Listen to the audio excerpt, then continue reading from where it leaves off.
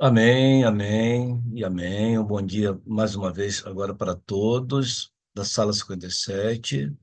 Quero também dizer que eu amo vocês, eu preciso de vocês para ser feliz. E vocês são a parte visível de Deus, e eu creio mais em Deus, né? Porque vocês existem, né? Essa visão de Ezequiel é de fato impressionante, né? Ela revela bem mais do que o poder de Deus, né? Revela o seu grandioso amor, que tem sido o meu tema, né? O meu tema ao longo desses meus últimos anos, né?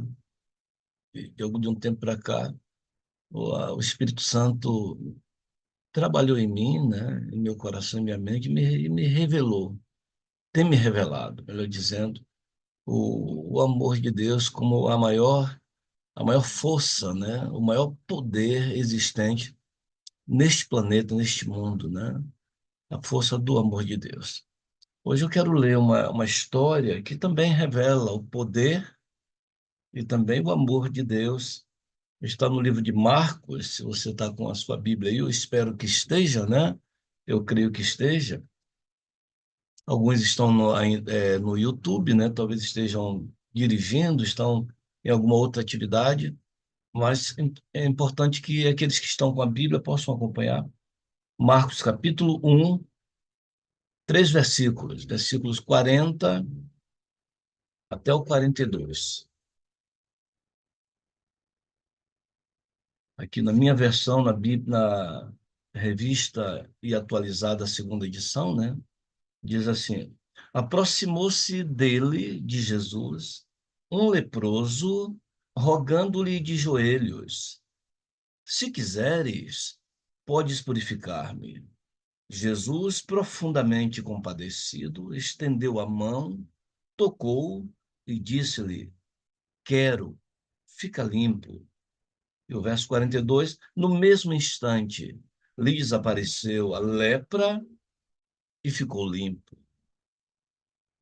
A Bíblia diz, irmãos, em Lucas, capítulo 15, naquele capítulo, né, que é conhecido como o capítulo dos perdidos e achados, né? Ali, antes de Jesus contar as três parábolas da ovelha perdida, da dracma perdida e do filho ou dos filhos perdidos, né? Ali, antes de ele falar isso aí, a introdução do capítulo 15 de Lucas, diz que é, todos os publicanos e pecadores eram atraídos para Jesus. Todos vinham ter para o ouvir, eles eram atraídos pelo amor de Deus, né? O amor de Deus expresso não apenas nas palavras de Jesus, mas também no seu poder de curar, né? Ele curava a todos. E por isso os publicanos, que eram considerados as pessoas mais odientas, né, ou odiosas da sociedade judaica em especial, os publicanos, por serem considerados traidores do povo, do próprio povo, uma vez que os publicanos eram judeus que eram contratados, por assim dizer, pela Receita Federal romana, né, para extorquir seu próprio povo, seu conterrâneo, né, seus patrícios. Então, mas a Bíblia diz que os publicanos eram atraídos para Jesus. A gente vê exemplo aí de, pelo menos, de Mateus, o evangelista, né, que se tornou apóstolo, e de Zaqueu. Então, mas os publicanos eram atraídos para Jesus. Mas a Bíblia diz que não apenas os publicanos, mas os publicanos e os pecadores. Mas como assim? O publicano já não é considerado pecador? Quem são os publicanos? Os cobradores de impostos. Mas quem são os pecadores descritos ali? São os demais pecadores, os outros pecadores. E quem são?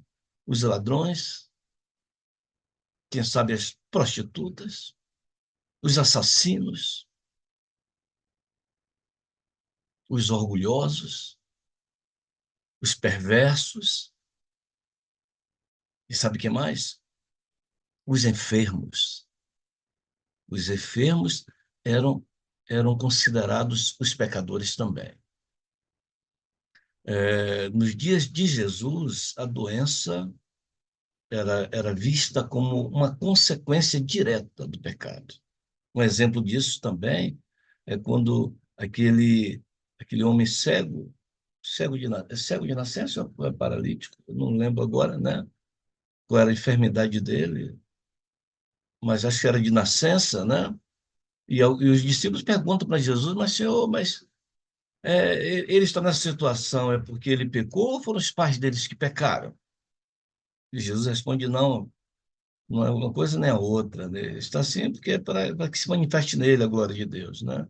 Mas eles entendiam que a doença era uma questão espiritual. A doença era uma coisa que tinha a ver com o pecado, diretamente, né?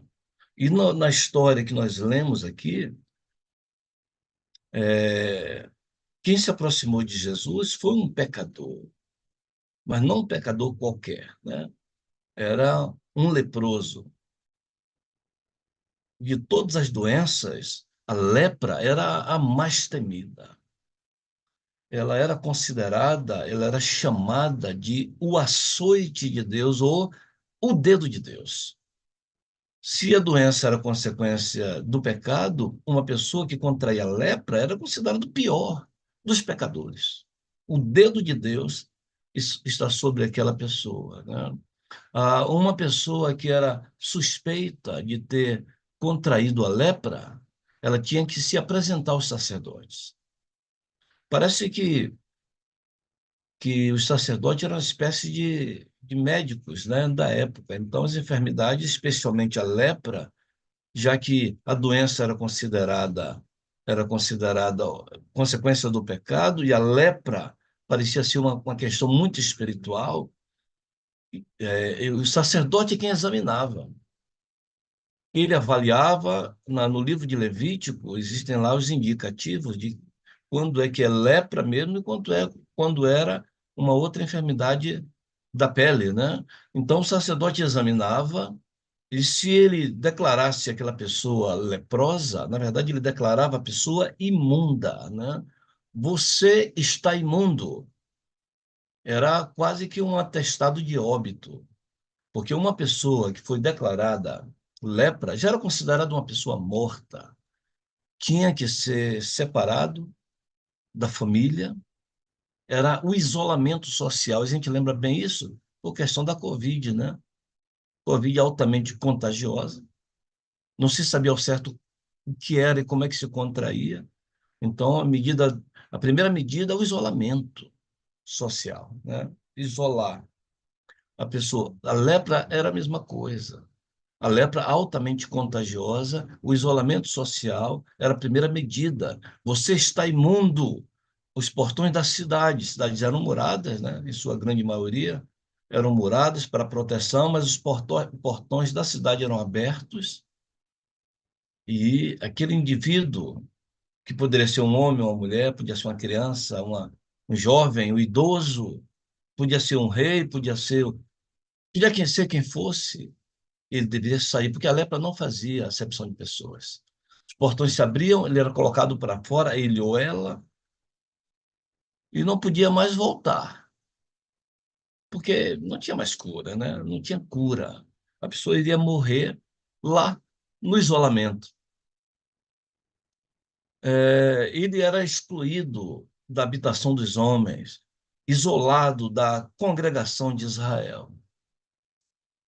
Um leproso, ele deveria, a partir de agora, conviver somente no, no meio de pessoas, né, de colônias de outros leprosos, de pessoas que compartilhavam do mesmo infortúnio, né, usar uma palavra aqui antiga, né, eles participavam da mesma maldição, da mesma miséria, né, então eles viviam em colônias ali. Se entendia que tudo o que o leproso tocava ficava imundo, o seu próprio hálito era poluído. Não se podia ficar próximo de um leproso. Ele próprio era obrigado a sair, e se porventura alguém se aproximasse dele desavisado, né, ele tinha que declarar a sua própria miséria, né? Ele tinha que dizer, imundo, eu sou imundo. Ele voluntariamente rasgava as suas roupas, ficavam como que trapos, para que ao longe as pessoas pudessem reconhecê-lo. E não se aproximar, não podia se aproximar. No momento que ele tentasse se aproximar de alguém, a lei dizia que ele poderia e deveria ser apedrejado. Se aproximasse de alguém, haveria rejeição e haveria o risco de morte, né? A aparência de um leproso era terrível, porque a lepra, embora às vezes nós a relacionamos com essa lepra moderna chamada hanseníase, né? O mal de Hansen, né? Mas a lepra dos tempos bíblicos, ela era diferente. Não era exatamente como vemos a hanseníase hoje, né? A lepra, ela afetava não apenas o corpo das pessoas, mas a lepra pegava nas roupas, nas paredes das casas. E quando a pessoa contraía lepra, o seu corpo, a parte afetada, o lugar contaminado, onde a doença se manifestava, ficava como que apodrecido e ficava indolor. A pessoa não sentia dores e a pessoa muitas vezes ia ficando manchada, ficava mutilada, ia perdendo parte do corpo e não sentia dor, não percebia, nem percebia. Muitas vezes, ao olhar o seu reflexo na água, quando ia lavar o rosto, por exemplo, via e percebia diferenças. Então, uma pessoa que contraía lepra é um aspecto terrível, deformado, cheirando mal, vestido como trapo, né? Então, era uma doença extremamente humilhante. Portanto, havia muita dor, envolvia muita dor da família, que separava do seu ente querido, que às vezes colocava alimento, roupa, remédios, alguns pontos estratégicos, ficava de longe, não podia se aproximar.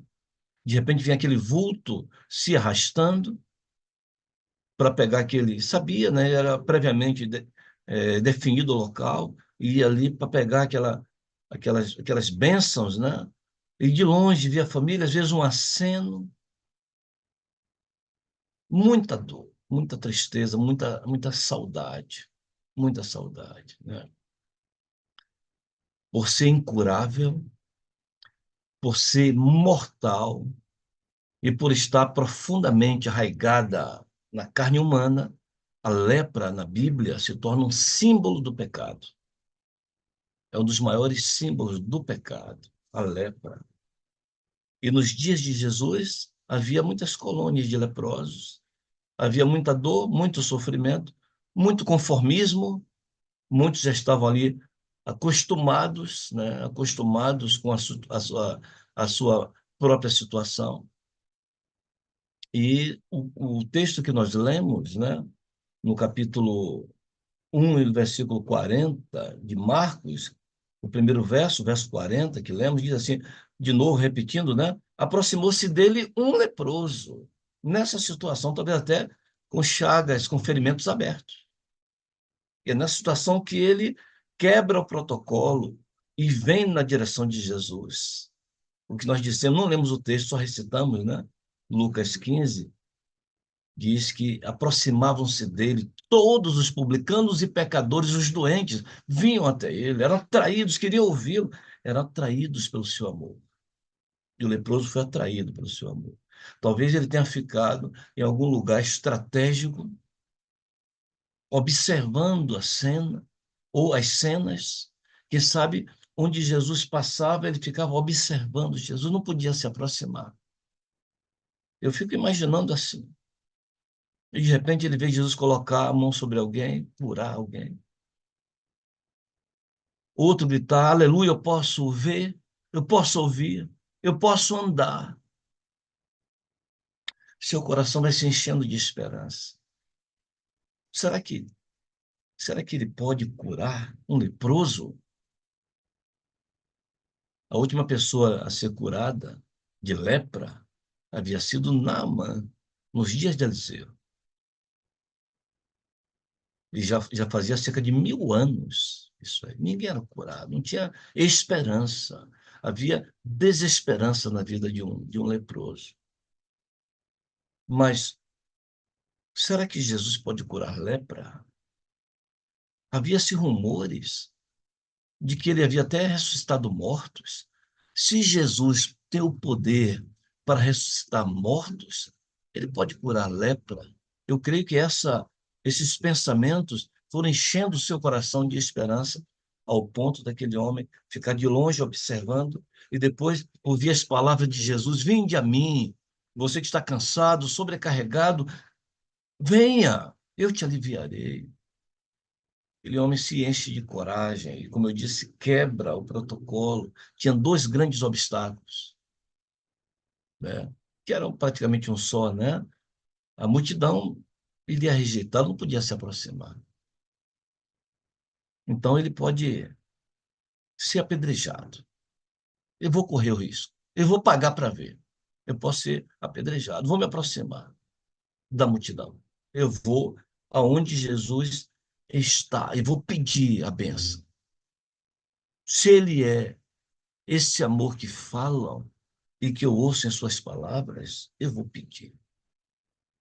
E o segundo obstáculo era: se todos rejeitam, se os sacerdotes nunca quiseram nem mais ver a cara dele, se nem a própria família poderia vê-lo, por que Jesus iria aceitá-lo?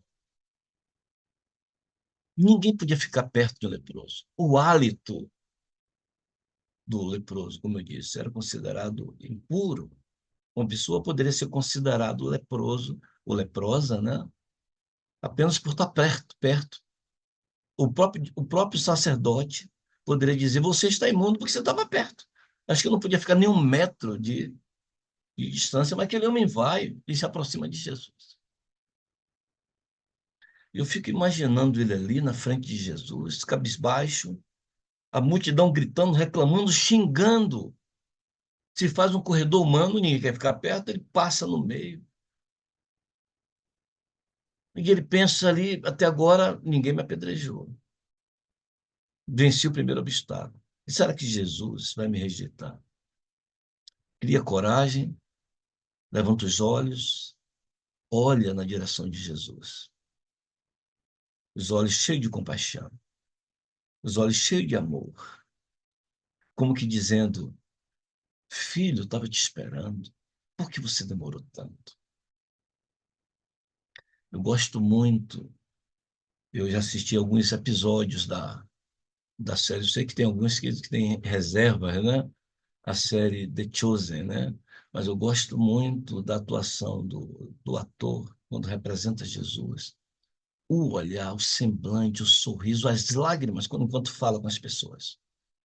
Eu creio verdadeiramente que Jesus era mais ou menos assim. Os seus olhos expressavam as coisas. E aquele homem olha para Jesus e vê tudo isso escrito nos olhos de Jesus. Aquele homem se atira aos pés de Jesus, rogando-lhe de joelhos, um leproso rogando-lhe de joelhos. E aquele leproso diz: Senhor, se quiseres. Observe que não havia dúvidas sobre o poder de Jesus. Ele não diz: se o Senhor puder. Ele já sabia que ele podia. Tanto sabia, o desespero dele era tão grande, a certeza tão grande, que ele ignora os riscos da morte por apedrejamento ou da rejeição, da própria rejeição de Jesus. Ele agora se coloca ajoelhado aos pés de Jesus: se tu quiseres, não é se tu puderes. Só depende agora da tua vontade. Eu estou aqui. Eu venci a barreira, eu estou aqui. Se o Senhor quiser, podes purificar-me. Eu fico imaginando também, irmãos, os discípulos ali morrendo de raiva, os apóstolos, morrendo de raiva daquilo, colocando o mestre em risco, não apenas do risco de contrair, porque está muito perto, ele está ajoelhado aos pés de Jesus. Mas eles também, eles sabem que ao redor, no meio da multidão, havia pessoas infiltradas ali, né? Às vezes nem infiltradas, às vezes os sacerdotes, os fariseus estavam ali mesmo, talvez para inibir a ação de Jesus, mas também para tentar pegá-lo em alguma falha, alguma falta. E como é que um leproso vai ficar agora ali, na presença de Jesus? Tão perto. E como é que Jesus vai ficar tão perto de um leproso? Você consegue ver Pedro tentando encontrar os olhos de Jesus, tentando sinalizar para que Jesus olhasse para ele. E quem sabe ele sinalizou tanto que Jesus olha para ele. O leproso está ali. Se tu quiseres, podes purificar-me, ajoelhado aos pés de Jesus, talvez chorando. E Pedro lá. Jesus olha. É assim que eu imagino, né? E Pedro diz: sai daí, mestre. Vai ficar, continuar aí. Sai daí. Você não pode ficar aí. Você não está vendo os inimigos estão aí perto de você? Você vai continuar aí por quanto tempo? Você quer ser considerado imundo? Você quer estragar tudo agora? Eu penso que não eram essas palavras, mas os olhos dos apóstolos diziam isso para Jesus. Você vai jogar tudo, botar tudo a perder. Se um desses seus inimigos te declarar agora leproso, imundo também, você não vai poder mais entrar em cidade nenhuma, acabou tudo. O ministério foi embora. Tudo que fizemos até aqui, jogado na lata do lixo, saia daí. Você ainda não aprendeu que seus inimigos buscam motivos? Essa cena, irmãos. Verso 41. Jesus, profundamente compadecido. Acho lindo isso aqui, irmãos. Jesus não estava com dó. Jesus não estava com peninha daquele homem. A Bíblia diz que ele estava profundamente compadecido, cheio de compaixão. Eu vejo Jesus aqui com os olhos cheios de lágrimas. Cheio de lágrimas. Jesus profundamente compadecido em ver a situação daquele homem. Ele conhecia a dor, o sofrimento daquele homem. E ele disse, e a Bíblia diz, ele estava profundamente compadecido, Marcos diz. O pastor Amin Rodô disse que quem escreveu o Evangelho de Marcos foi Marcos, mas quem ditou o Evangelho de Marcos foi Pedro. É isso que ele afirma no livro O Incomparável, né? O Incomparável Jesus. É como que se o Evangelho de Marcos fosse o Evangelho de Pedro. Se isso é verdade, né? Pedro olhou nos olhos de Jesus e viu os olhos dele cheios, cheio de lágrimas, cheio de compaixão. E a Bíblia diz que ele estende a mão, Jesus. Embora os discípulos, e talvez pessoas da multidão, esperavam que Jesus saísse dali, ao contrário. Jesus se aproxima ainda mais, estende a mão na direção do leproso. Mais do que isso, ele aprofunda o relacionamento quando ele estende a mão e toca no leproso. Irmãos, não podia ficar 1 metro de distância. Jesus não apenas estava na presença do leproso, quem sabe alguns centímetros, né? Ali. Ele estava ajoelhado aos seus pés. Como Jesus, com o coração cheio de amor, estende a mão na direção do leproso, toca no leproso. Eu arrisco dizer, talvez até em uma ferida aberta. Jesus, ele não tem nojo do pecador, como todos os outros ali tinham. Ele não tinha nojo do leproso. Toca no leproso. E os discípulos se desesperam. É como se naquele momento fizesse um silêncio. Quando Jesus toca no leproso, aquele silêncio sepulcral. E talvez se ouvir apenas a batida acelerada do coração dos discípulos, dos apóstolos. Dá para ouvir aquele silêncio. E agora? O que é que vai ser? O que será? Jesus, profundamente compadecido, estendeu a mão, a sequência, né? Tocou e disse: quero, fica limpo. Observe que isso aqui está no imperativo, né? É uma ordem. Deus está ordenando a doença. Ele tem o poder sobre a morte, sobre a enfermidade.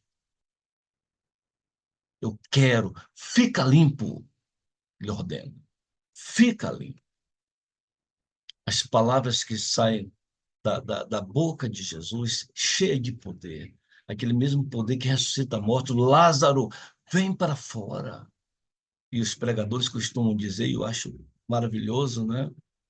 Que se ele não dissesse Lázaro, vem para fora, a força daquelas palavras foi somente vem para fora, todos os mortos que estavam ali próximos, ali ouviriam essa voz e sairiam. Lázaro, vem para fora, somente você, Lázaro. Agora ele disse, eu quero, fica limpo. Aí o verso 42. No mesmo instante, ou seja, mesmo instante não é 1 minuto, 2 minutos, 5 minutos, no mesmo instante, no momento que ele termina de fechar a boca, enquanto ele está dizendo, eu quero ficar limpo, o seu poder já está em ação. O milagre já está acontecendo. A bênção já está sendo compartilhada. Eu quero, fica limpo. No mesmo instante, o texto bíblico deixa claro, lhe desapareceu a lepra. Sumiu a lepra dele, a lepra dele desapareceu e ele ficou limpo. Eu tive cuidado de ler o desejado de todas as nações. Esse capítulo, né? Pode purificar, eu não lembro mais o título, né? O desejado de todas as nações. E Ellen White diz que o resultado daquelas palavras, daquele toque, daquela compaixão, é que a pele daquele homem desapareceu a lepra e a pele daquele homem ficou como a de uma criança. Que Ellen White diz. Ficou como uma criança. Eu quero, fica limpo. A doença não faz parte do plano de Deus. É claro que eu quero. Agora imagina quem sabe ali um fariseu estava por ali. Enquanto aquele homem olha e aquele homem chora e Jesus se abraça aquele homem e aparece um fariseu, mestre, desculpe interromper aqui. O senhor sabe que eu te amo muito, eu gosto muito do senhor, mas eu tenho uma comunicação, infelizmente, né? Uma comunicação de fazer. O senhor não vai poder mais entrar nas cidades, nas sinagogas. E Jesus pergunta para ele, irmãos, aqui é fruto da minha imaginação, tá? Jesus pergunta para ele, por quê? Ele diz, mestre, o senhor não apenas ficou perto de um leproso, com menos de meio metro de um leproso, o senhor tocou nele, o senhor o abraçou aqui, agora todo mundo viu. O senhor está imundo, não pode mais entrar.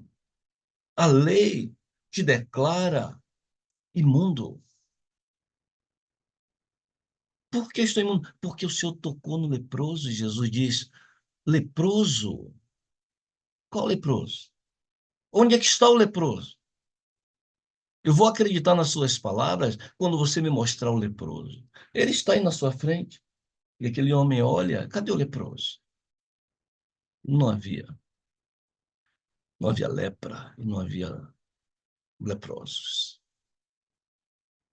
Irmãos, o que é essa história tem a ver comigo, com você? Essa história. Então, um dos primeiros sermões que eu assisti na igreja, um dos primeiros ou o primeiro? Estou na dúvida, acho que foi o primeiro sermão que eu vi. Me parece que foi o pastor Inácio Calbermater, que me convidou a assistir o sermão sobre leproso. O que é essa história que é contada há tanto tempo, que você lê há tanto tempo, tem a ver com você e comigo? Nós vimos por ser mortal, por ser incurável, por estar profundamente arraigado na carne humana, a lepra é um símbolo do pecado. Se a lepra é um símbolo do pecado, nesta manhã aqui, esse texto bíblico nos mostra como é que Deus lida com o problema do pecado. O pecado é a origem de todas as nossas enfermidades, as físicas, as enfermidades emocionais e as enfermidades espirituais. É o pecado. O pecado é o mal a ser vencido. E essa experiência, repito, mostra como é que Deus lida com o problema do pecado, irmãos. Como é que Deus lida com o seu pecado, que está, como Davi diz, está sempre diante de mim.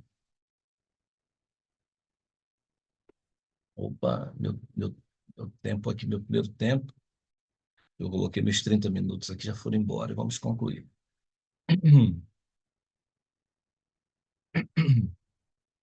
Como é que Deus lida com o problema do seu pecado?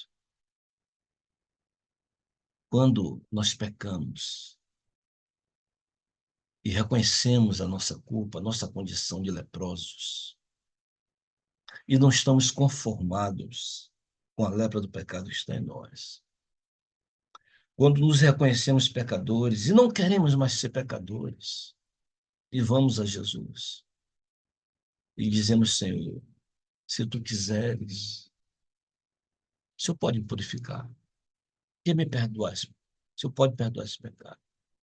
Jesus vai dizer, claro que eu quero, porque o pecado não faz parte do meu plano para a tua vida. Claro que eu quero te purificar do pecado. E ele vai tocar em nós, vai nos abraçar, vai nos colocar no colo e vai dizer assim, fica limpo. Sabe o que é que vai acontecer?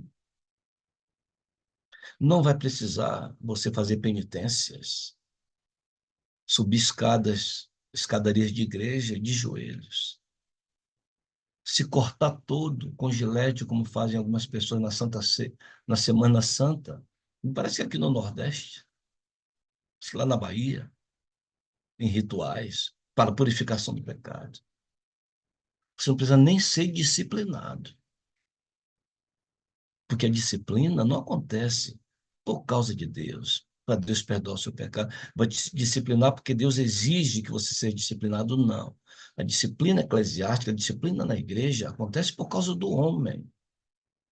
A igreja precisa dar uma satisfação à comunidade. E por isso mostra a sua desaprovação com aqueles erros que foram cometidos, que são abertos, ficaram claros diante da comunidade. A igreja, através da disciplina eclesiástica, que é necessária, ela expressa isso. Mas a disciplina não precisa acontecer para que você seja perdoado do seu pecado. Não precisa. No momento que vamos a Deus e suplicamos o perdão de Deus, ele vai nos tomar nos braços, vai dizer eu quero, fica limpo, e no mesmo instante, irmãos, na mesma hora, automaticamente, o pecado será perdoado. Você acredita nisso? O problema é que nós temos dificuldades. Até dizemos que cremos, mas temos dificuldades para aceitar um perdão tão de graça. Eu não fiz nada. Eu só fiz confessar o meu pecado. Disse, Senhor, me perdoe. E ele perdoa, irmãos. Quando o perdão é pedido com sinceridade, quando confessamos a ele o nosso pecado, com sinceridade, a Bíblia diz que ele nos perdoa. O problema é que nós esquecemos. 1 João, capítulo 1, verso 9, se confessarmos os nossos pecados, ele é fiel e justo para nos perdoar os pecados e nos purificar de toda a injustiça automaticamente. Essa é a verdade do Evangelho. É por isso que o Evangelho é chamado de boas novas, boas notícias. O amor de Deus é tão grande que ele é capaz de perdoar todos os pecados. Jesus disse, todos os pecados e ofensas são perdoados aos homens. O único pecado que não tem perdão é aquele que não sente necessidade do perdão. Rejeitou o Espírito Santo. Não sente mais dor no coração pelo pecado. Não sente mais. esse não vai suplicar mais o perdão, porque não se sente mais pecador. Mas todo pecador reconhecido, arrependido, confessa a Deus seu pecado, ele vai perdoar e vai perdoar na hora. E nós esquecemos o que é o Evangelho, esquecemos o amor de Deus e muitas vezes não aceitamos o perdão. Talvez eu fale para alguém aqui que já está há alguns anos se colocando ajoelhado, quem sabe com os olhos cheios de lágrimas, dizendo: Senhor, perdoa meu pecado. E chora, clama: perdoa esse meu pecado. Depois se levanta e diz: Senhor, me dá o pecado novamente. Quando se ajoelha, diz: Senhor, coloco sobre ti o meu pecado. Depois da oração, me dá o meu pecado de volta. Na próxima ocasião, Senhor, perdoa o mesmo pecado. Ele perdoa na hora, irmãos. E talvez alguns entre nós aqui estão carregando o peso de uma culpa que já foi perdoada já faz tanto tempo, que nós talvez não tenhamos aceitado. Talvez não aceitamos o perdão de Deus, porque temos dificuldades de aceitar o perdão de Deus. Creia no seu amor, aceite o seu amor. O meu apelo nesta manhã. Pode ser que o pastor Ideraldo tenha uma música aí, mas antes dessa música, eu quero fazer um apelo nesta manhã para você. Eu quero fazer uma oração com você agora. O meu apelo é: qual o pecado que te aflige, que te atormenta, que te angustia? Essa lepra está no seu coração, está na sua vida. Você pode se libertar dela hoje, agora. Se você confessá-la a Deus e suplicar o seu perdão, Ele vai te perdoar. Essa é a promessa da palavra de Deus. Agora. Então, o meu apelo é que aproveitemos aqui agora os poucos segundos e confessemos a Ele o pecado. Mas seja explícito em sua oração silenciosa agora. Seja explícito. Diga para Ele qual é o pecado. Não se esconda dizendo: Senhor, perdoe os meus pecados. Não, diga para Ele qual é. Dê nome ao seu pecado. Diga para Ele: Senhor, eu quero que você me perdoe esse pecado aqui. Esse pecado. Confesse a Ele o seu pecado. E logo em seguida, depois de alguns poucos segundos, ele iria quebrar o silêncio fazendo uma oração de entrega de todos nós. Aproveite esse momento.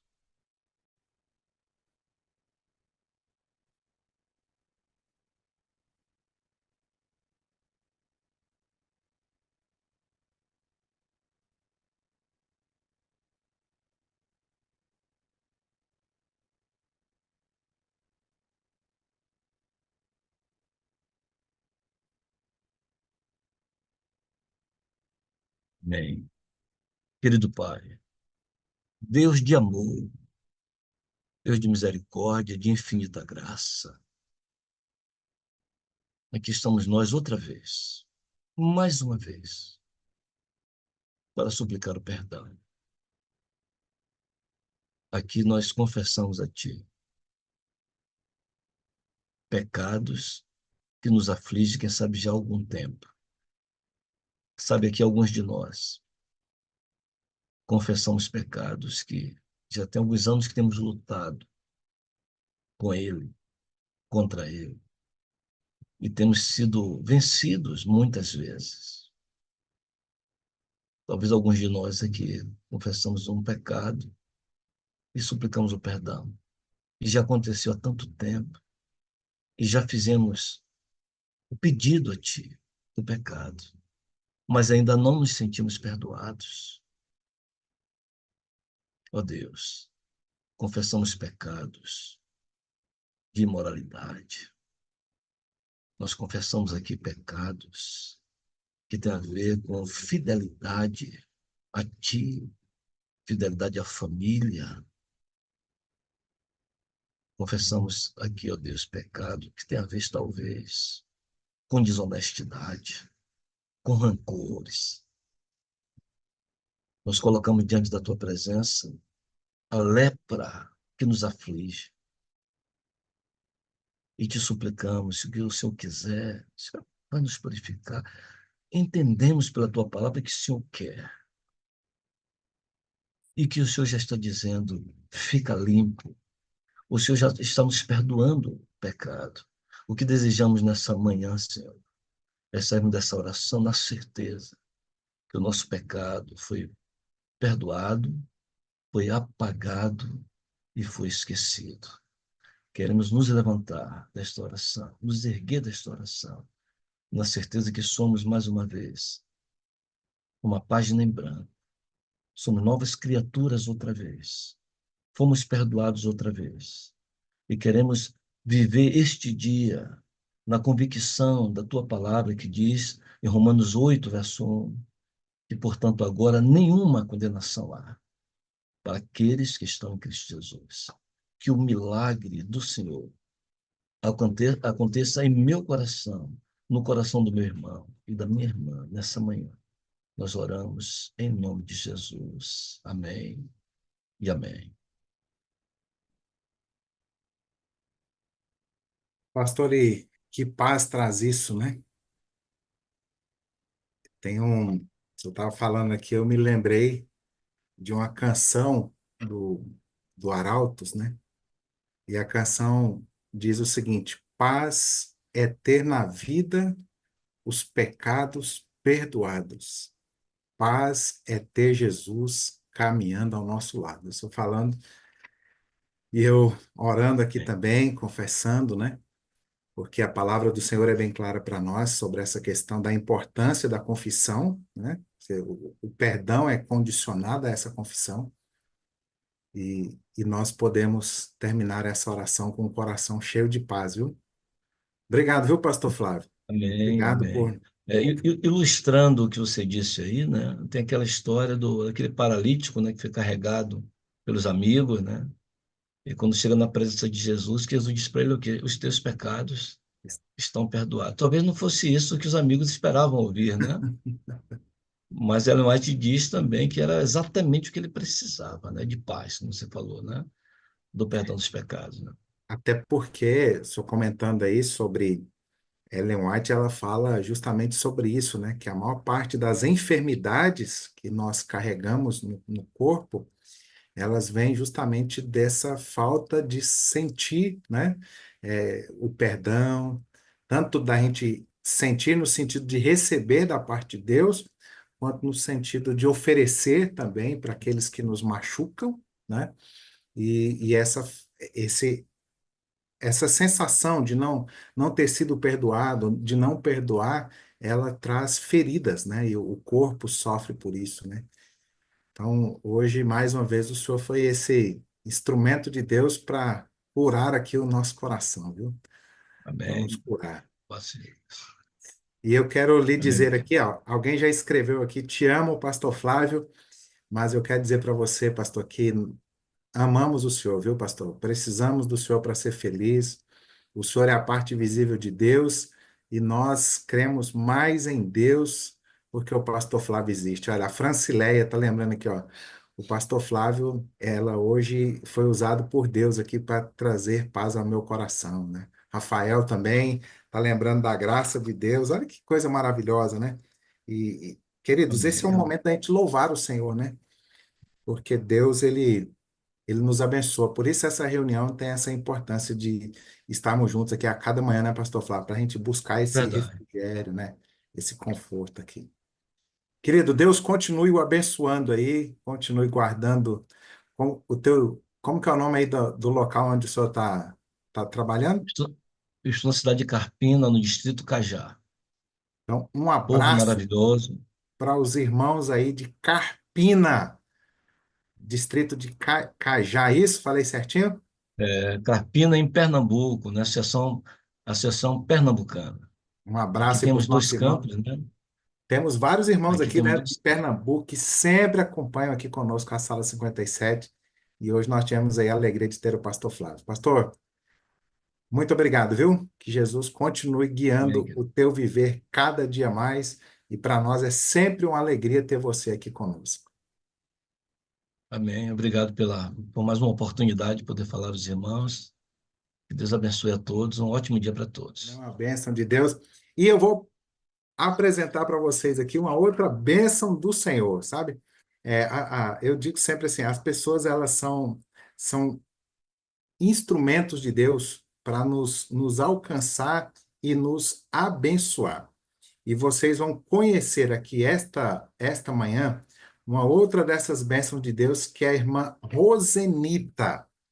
A irmã Rosenita, ela é uma bênção do Senhor também, e ela participa conosco aqui da sala 57. Deixa eu trazer aqui a irmã Rosenita para mais perto de nós ainda. Irmã Rosenita está aqui, aqui. Prontinho. Marrozenita, olha ali que bênção do Senhor. Marrozenita, pode abrir o teu áudio aí, querida. Dá um cliquezinho na tela aí para nós ouvirmos você. Ainda não? Espera aí. Isso, Sim. agora sim. Uhum. Olá, bom dia com Olá, alegria. pastor. Bom dia com alegria. Olha, Eu eu amo imagino, vocês. Ah, ó, eu imagino que a senhora tenha pessoas que carinhosamente te chamam de Nita, não tem? Ou não? sim, tem. Rosenita, Nita, Rose. As três formas mais comuns, Rosenita, Rose e Nita. Nita e Rose. Nita e Rose. Aham, Mas olha, sim. eu já quero começar dizendo que eu já te amo, viu? E Ô, preciso de você para pastor, ser feliz, viu? Você é a parte visível de obrigada. Deus e nós cremos mais em Deus porque você existe. Eu também amo você, todos da sala. Realmente eu preciso de você para ser feliz. Vocês são partes visíveis de Deus e eu acredito mais em Deus porque vocês existem, porque essa sala existe. É uma escola, é uma bênção. Sim.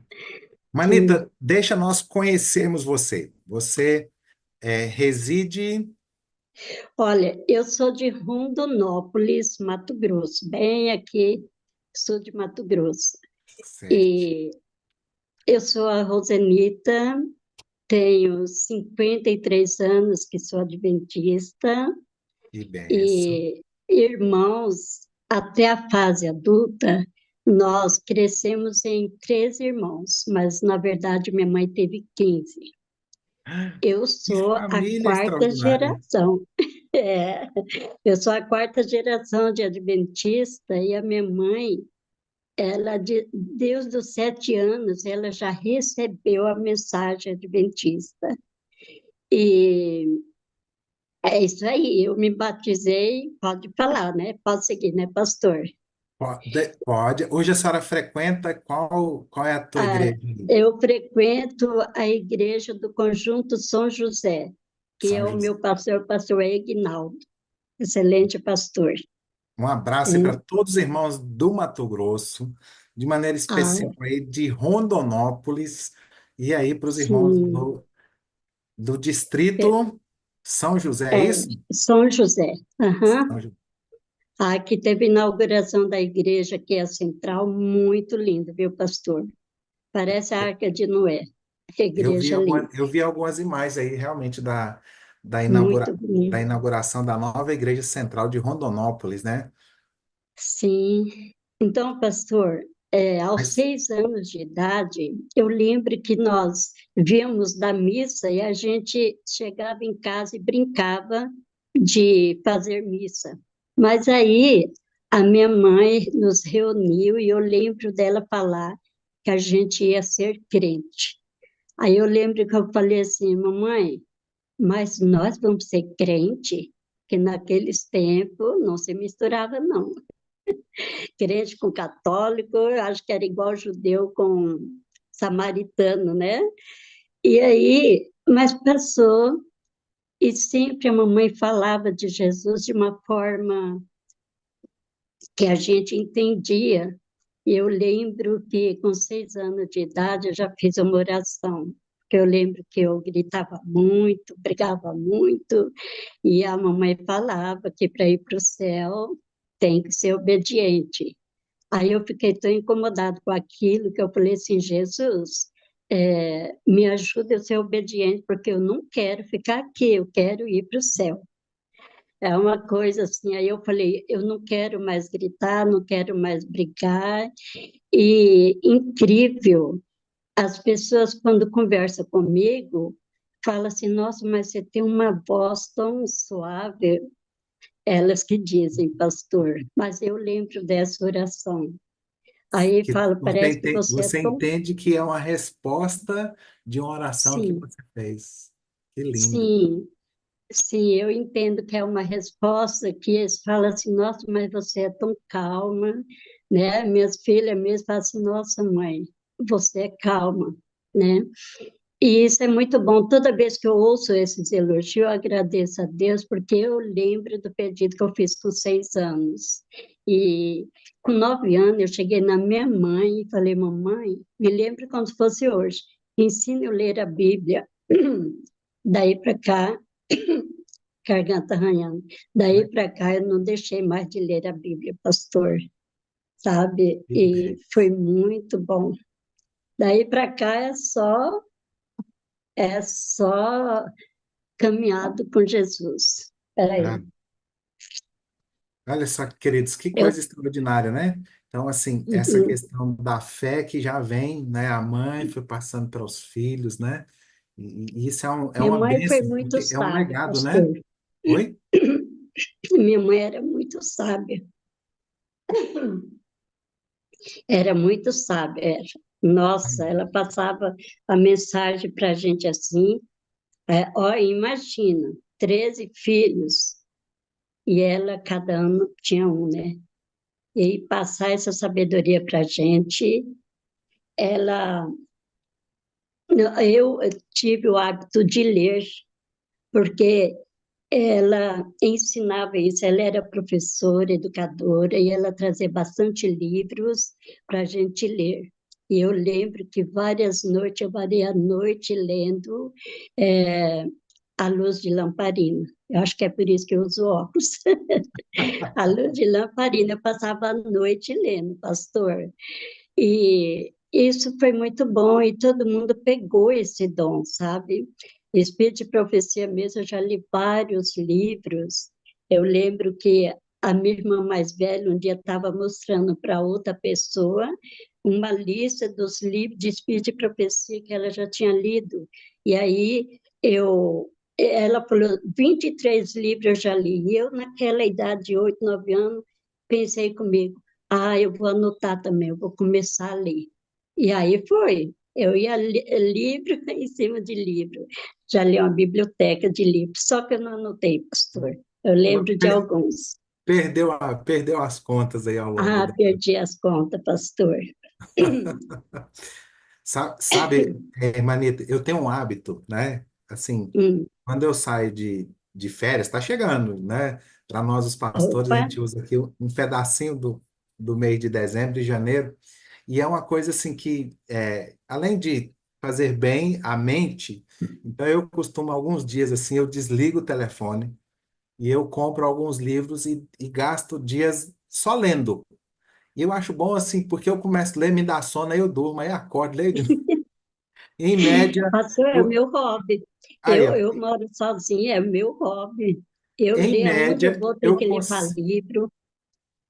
Aonde eu vou, tenho que levar livro. Se eu vou até eu no consigo ler passeio de um dia. 5 por férias, viu? É a minha média. Eu leio a média de 5 livros cada férias que eu tiro, né? Fora os livros Nossa, então virtuais, leio, assim, né? pastor. Então leio.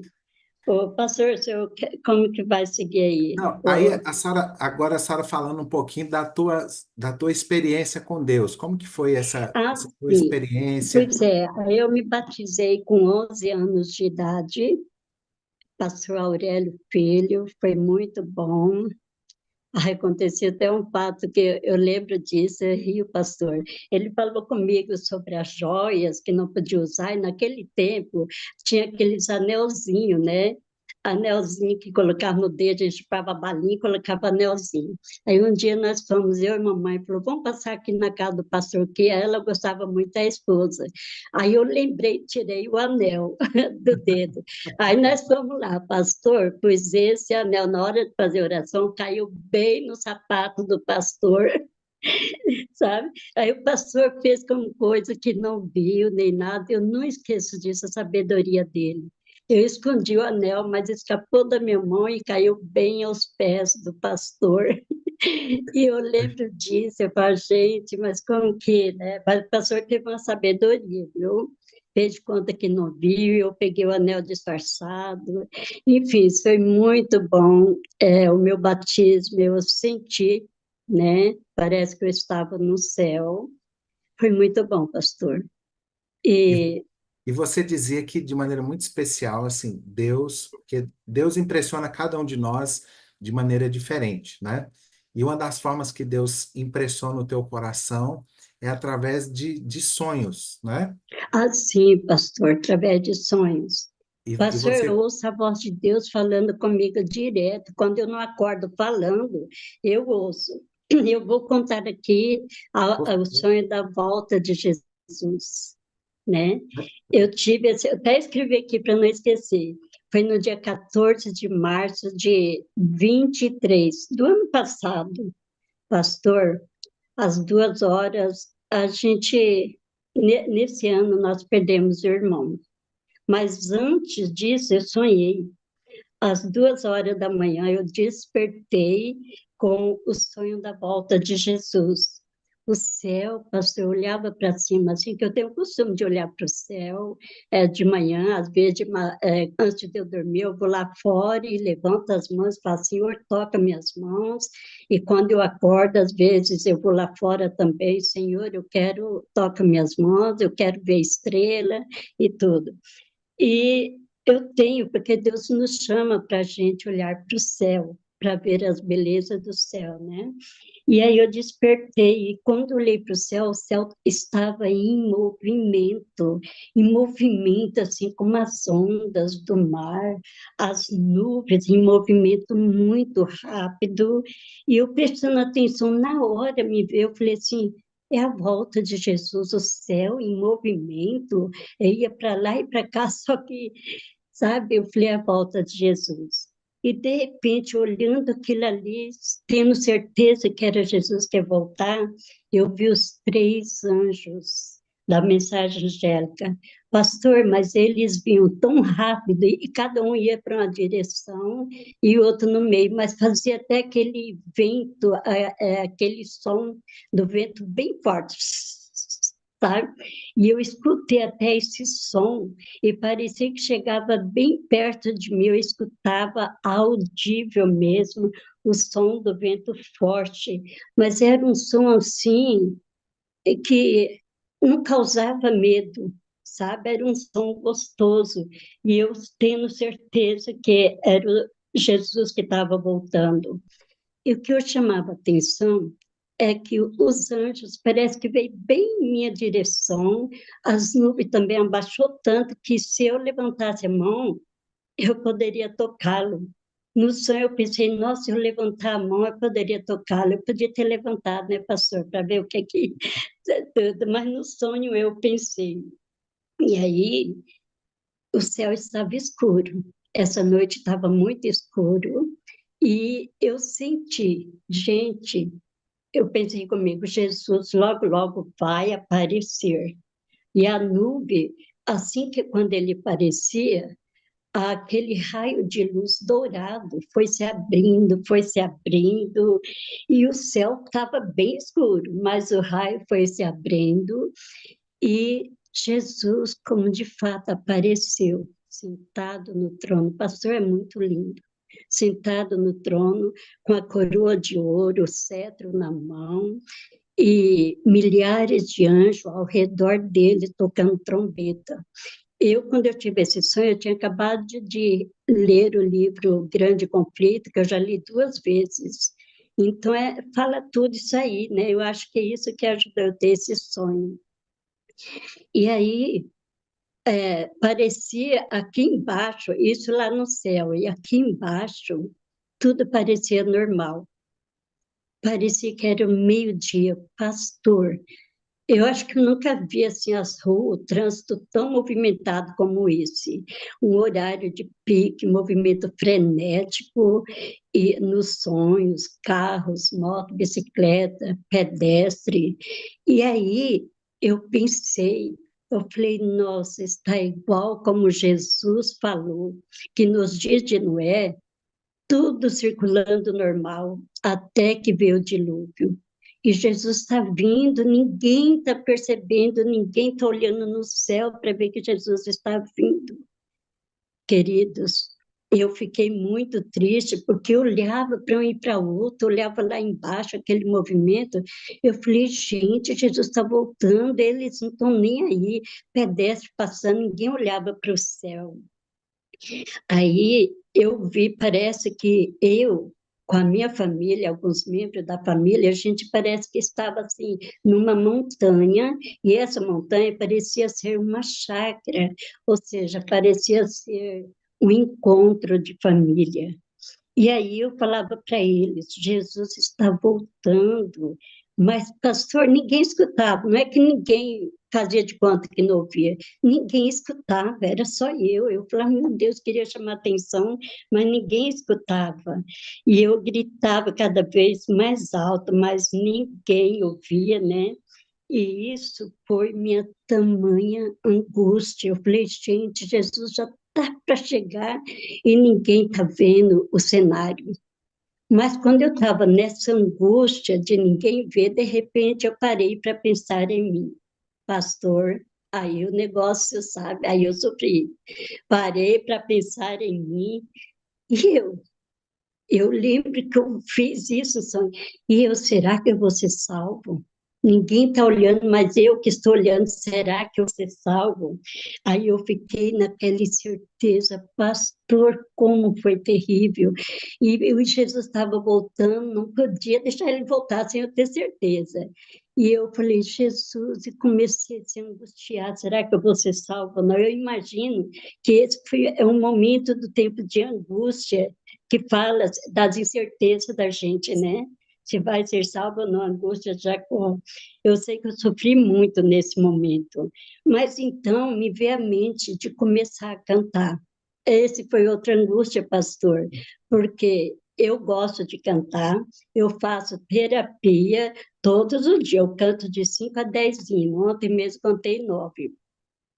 Eu canto e depois no sonho pelejando, eu tenho que cantar, cantar, cantar, pelo menos outro vai ouvir, e parecia que o fato de eu lembrar um hino, eu ia ser salvo, e eu não lembrava de nenhum. Aí depois eu fiquei, Senhor, mas aí eu fiz uma oração, eu até escrevi aqui, eu fiz uma oração, e falei, Jesus, me ajuda a lembrar de um hino. Pastor, de repente eu lembrei do hino, já refúgio a glória eterna.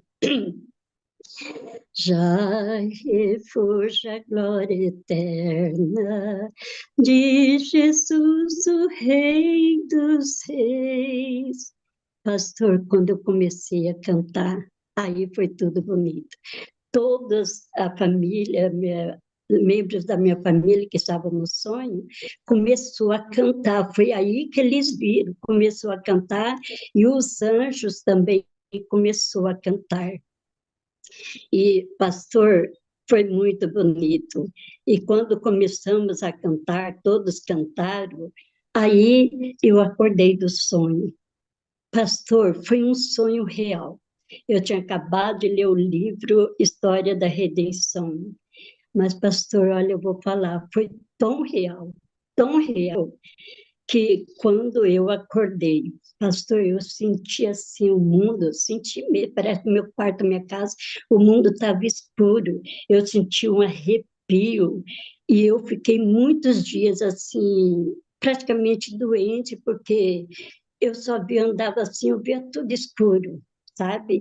E eu senti, eu fiquei ruim mesmo, muito mal de ter que voltar para a minha realidade. Eu lembrei da Ellen White, que no Vida e Ensina, ela fala de uma visão, que ela sentia mal, que ela não queria voltar para a realidade. né? Então, eu sonhei, eu fiquei muito mal, e eu nunca tive a oportunidade de contar para a igreja, e eu contei para algumas pessoas, eu falei, gente, esse sonho não pode ficar só comigo. E quando eu sonhei, parece que o Espírito Santo falava assim comigo, eu senti esse peso. Você tem que falar esse sonho para onde você for, aproveitar a oportunidade. Eu senti muito forte, até um peso. Eu falei, mas como? Na igreja nunca tinha aparecido, né, a oportunidade de eu contar esse sonho. Então, eu fui contando. E aí, como para algumas pessoas, e como o cenário é esse, tudo, eu falei assim, gente, eu vou contar meu sonho, me lembrei. Mas tudo tem um momento, né, pastor? Eu lembrei de contar esse sonho. Eu falei, não sei se eles vão aceitar, E, mas eu falei, Jesus, o meu recado eu dei, e sabe, Deus pastor? preparou esse dia e esse momento. Enquanto você estava falando, é, Sim, eu quero ler um texto aqui, Imanita, hum, que talvez a gente fala para alguns, queridos, e como eu disse aqui quando a Imanita começou o momento do testemunho dela, Deus, ele fala a nós de várias maneiras, a nossa sim, experiência, né? Mas essa maneira que a Hermanita está contando aqui para nós é uma das formas. Se você quiser olhar na tua Bíblia, olha o que diz no livro de Jó, Joel, capítulo 33, a partir do verso 14, diz assim: pelo contrário, Deus fala de um modo sim, de dois modos, mas o homem não se atenta para isso. A irmanita, louvado seja o Senhor, porque ela se atenta, inclusive ela falou que ela ora pedindo isso, né, minha irmã? Para que Deus fale sim, com ela, e ela fala, e Jó dizendo, em sonho ou em visão da noite, quando o sono cai profundo sobre as pessoas, quando elas adormecem, Deus abre os ouvidos e coloca instrução no coração dessas pessoas. Então, essa é uma maneira de Deus falar conosco. Só que muitas vezes nós não nos atentamos, ou às vezes aquilo, Manita, a senhora colocou muito bem. A senhora falou, pastor, por que depois que eu li o livro Grande Conflito, que fala sobre a volta de Jesus, e aí vem esse sonho, né? Depende muito também sim, daquilo que nós alimentamos a nossa mente. Então, às vezes, a é, pessoa não alimenta a mente com a palavra de Deus, aí às vezes vai dormir, às vezes depois de uma discussão, uma contenda, ou às vezes de ter visto, e aí às vezes não tem um sono bom, ou às vezes não tem como Deus atuar. Agora, se a pessoa está com a mente limpa, orando, buscando, estudando a palavra, nós cremos porque a palavra de Deus assim diz que Deus fala conosco também através dos sonhos, como a irmã Anita contou, e no sonho ela ainda diz que foi impressionada a contar isso, né? Essa preocupação que muitas vezes a gente tem de nós, às vezes assim, achamos que o outro deve se preparar, porque ela ficou preocupada com os que estavam ao redor, né, Manito? Que não tava, parece que eles não estavam se sim, importando, mas de repente ela sentiu que ela deveria se preocupar com ela, em vez de sim. preocupar com os Eu outros que achei não estavam se impressionante, importando, pastor. né? E agora Deus falou: não, filhinha, ó, preocupa com os demais, mas primeiramente é com você. Preocupe com você, de estar se preparando, de estar pronta para ser salvo, né?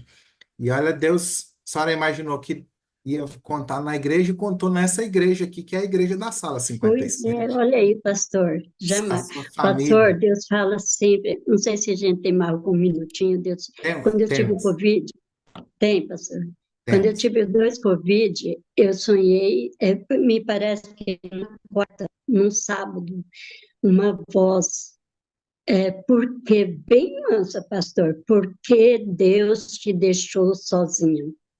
E eu não sei ninguém me socorrer, dois Covid, ruim, e detalhes não preciso falar agora. E no início, todo mundo com medo até de passar na frente da casa, né? Minha filha com meu neto doente, então não tinha como, eu mesmo.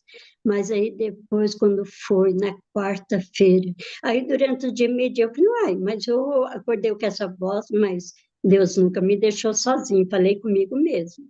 Quando foi na quarta-feira, no mesmo horário, pastor, falou assim: Deus, pastor, que voz linda. Ah, pastor, eu não sei, eu acho que foi a voz direta de Deus. Deus está aqui.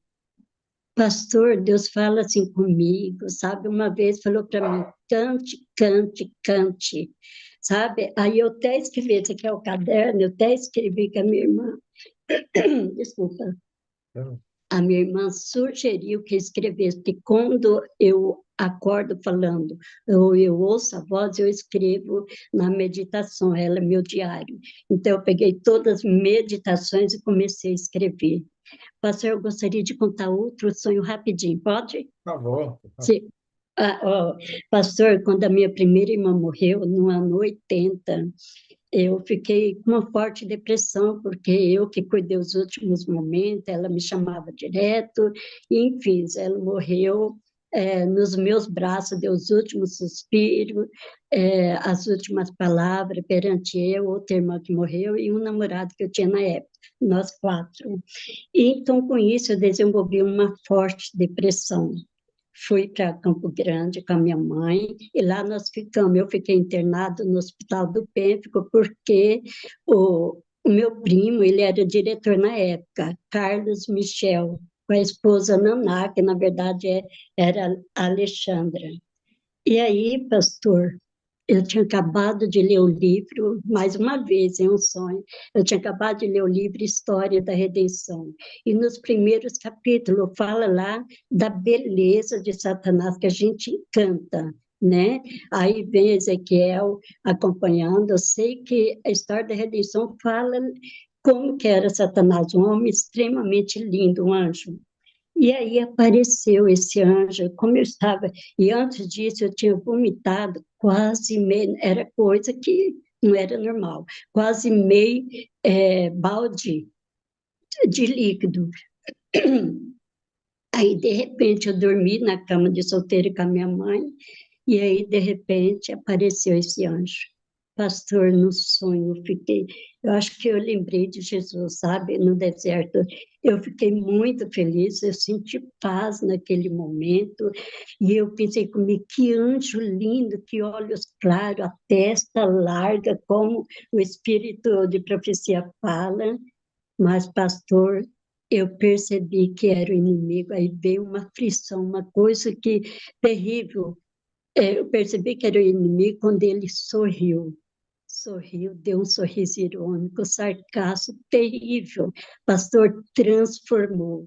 Aí eu fechei o olho no sonho e na hora eu fechei o olho e falei: meu Deus, eu abri novamente. Outro cenário terrível, pastor. Eu vi um cenário como uma festa totalmente fantasiadas, jogos de luz, pessoas seminuas, um cenário pervertido, foi terrível. E por tudo isso, eu sofri muito. E quem eu vi no meio dessa festa carnavalesca foi Satanás. Aí eu fechei o olho, eu falei: Jesus, e no sonho, eu não quero mais ver isso, eu não quero.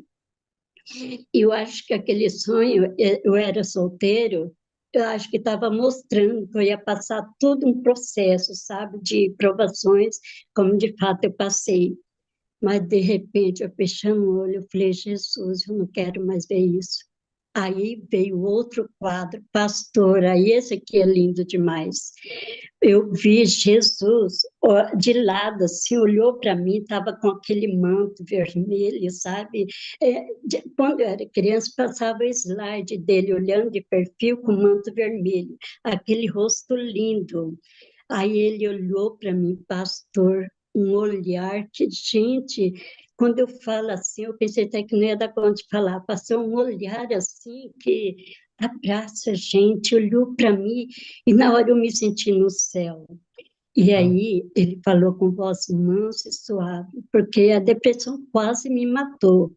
E aí eu tinha vomitado, né, aquelas coisas, ele falou: Nita, você não vai morrer, sabe? Aí eu falei: Jesus. Aí eu acordei a minha mãe e falei assim: mamãe, Jesus falou que eu não vou morrer. Ah, pastor, foi muito bonito. Então, eu tirei duas coisas desse sonho. Satanás ele queria realmente acabar com a minha vida, porque ele sabia da potência que eu seria. Eu casei com 29 anos, eu não namorava quando solteiro, para não atrapalhar eu trabalhar com a igreja, trabalhar para Jesus. Eu achava que era perca de tempo ficar namorando ia atrapalhar. Pastor, eu achava que era perda de tempo. Não, não, eu quero trabalhar para Jesus. E eu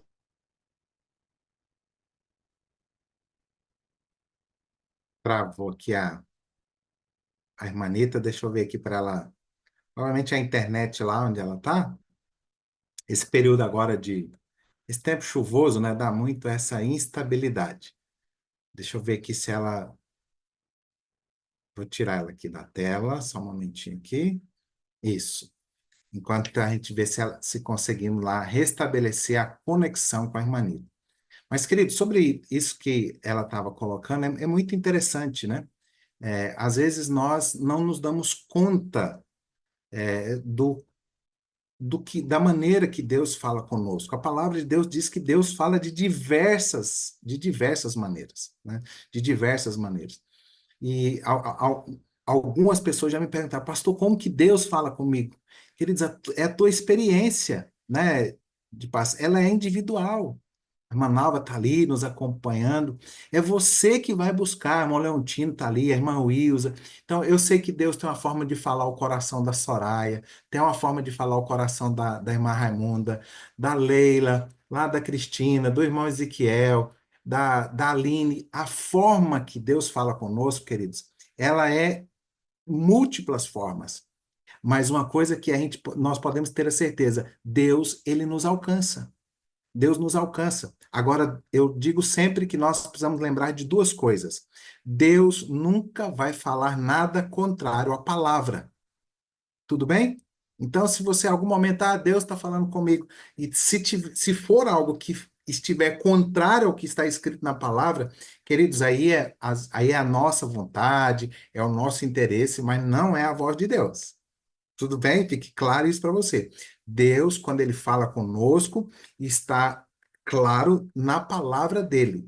E a outra maneira que eu entendo que nós podemos identificar se é Deus falando conosco é que Deus usa pessoas que também são de Deus para confirmar. Eu me lembro a minha experiência quando eu estava naquela questão do teológico, né, para ir ou não fazer teologia, e eu ficava pensando, será que isso é coisa minha ou será que é Deus? Como que está essa questão? E eu orando, né, pedindo a direção de Deus, porque eu não queria sair para ir para o colégio estudar teologia, sendo que era algo do meu coração, da minha vontade, que não era aquilo que era o plano de Deus. E eu orei e pedi para Deus algumas maneiras de Deus confirmar. Deus confirmou todas elas, mas uma coisa muito interessante que aconteceu comigo, um, um amigo muito querido que eu tenho, para quem é da região aí de Jataí, Mineiros, né, o conhece, ele foi pastor durante um período da vida dele, depois ele se dedicou a cuidar dos negócios da família. Acho que o pastor Abidoral o conheceu, a gente ainda o chama de pastor Paulo Ieski, né? E eu me lembro que um dia, saindo da igreja, quando eu estava saindo da igreja, ele se aproximou de mim e disse assim, ele fala, ô meu jovem, né? Ele falou assim, olha, eu estava conversando com Deus ali, né? Mas era eu e Deus. Ele disse assim, por que que você não vai para o colégio estudar teologia e vai ser um pastor? Ou seja, Deus usou um homem dele, um homem de Deus, para confirmar aquilo que ele estava falando. Então eu entendo isso, sabe? Que Deus usa pessoas. Nós perdemos aqui o contato da Imanita, nós vamos deixar, amanhã nós vamos terminar o testemunho dela, tá bem? Então a gente vai deixar em aberto aqui, eu vou entrar em contato com ela, amanhã a gente vai voltar e nós vamos terminar esse momento aqui. E como nós ficamos falando sobre isso, eu queria lembrá-los de que nós estamos a um mês da nossa vigília. Não sei se é possível aqui, nós trazemos a arte da vigília. Acho que o Rogério ainda está nos ajudando. Rogério, você consegue trazer aquela arte da vigília aqui? Isso. Nós teremos, está aqui, olha, dia 13, então, a partir das 20 horas, nós teremos a nossa vigília. Essa arte aqui já vai ser disponibilizada. Você que segue aí a Sala 57 no Instagram, por onde anda aí, você vai receber também para você convidar os teus amigos, a tua família, de maneira muito especial, esses que estão afastados, para nós vivermos juntos a vigília no dia 13/12. Nós temos aí, ó, Pastor Capitelli, Pastor Wagner, Pastor Cândido, Pastor Diego. Rapaz, agora o outro aqui tá parecendo Pastor Herbert Kleber, se a memória não está ruim, mas eles estarão conosco, que serão os nossos oradores aqui desta vigília, tá bem? Então, nós vamos aqui encerrar esse momento. Amanhã nós voltamos com a irmã Anita, e aí eu vou entrar em contato com ela amanhã. A gente termina o testemunho. Então, o testemunho vai ser em dois capítulos, tá bem? Então, eu vou orar com você e pedir a bênção de Deus. Irmã Anita, a senhora está chegando. Amanhã nós dois vamos terminar esse momento. Nós vamos continuar nossa história aqui. Tá joia? Vamos orar, queridos? Pai bondoso, obrigado pela certeza de que o Senhor está nos guiando. A irmã Anita contou uma parte da história dela. Amanhã nós vamos terminar, nós vamos ouvir aquilo que o Senhor Deus Espírito Santo tem feito na vida dela, como o Senhor tem usado ela através aqui da Sala 57, e nós te louvamos por saber que o Senhor atua de forma muito poderosa em nossos dias. Eu te louvo por fazer parte deste movimento. Te louvo pela vida de cada um dos nossos moderadores, pela vida do nosso pastor Wagner, que faz a gestão desta sala, o Rogério, que sempre está aqui à disposição para nos abençoar. Obrigado pela vida da irmã Anita, pelo que nós já ouvimos até aqui, e na certeza de que o Senhor tem muito mais bênçãos para nós. Nós te agradecemos e te pedimos a tua orientação e a tua direção. Nós nos despedimos agora desta reunião, certos da tua presença entre nós. No amor de Jesus. Amém. Amém. Então agora você vai poder desejar um bom dia com muita alegria, que é a alegria da presença de Deus na sua vida. Irmã Anita, amanhã nós vamos terminar aqui a história, nós dois juntos aqui, tá bom? Que Jesus abençoe você e que você tenha um bom dia com muita alegria no seu coração. Bom dia! Transmissão do YouTube. Bom dia, pastor Inscreva-se no canal. Bom dia, Roseli. Bom dia, Vá. Bom dia.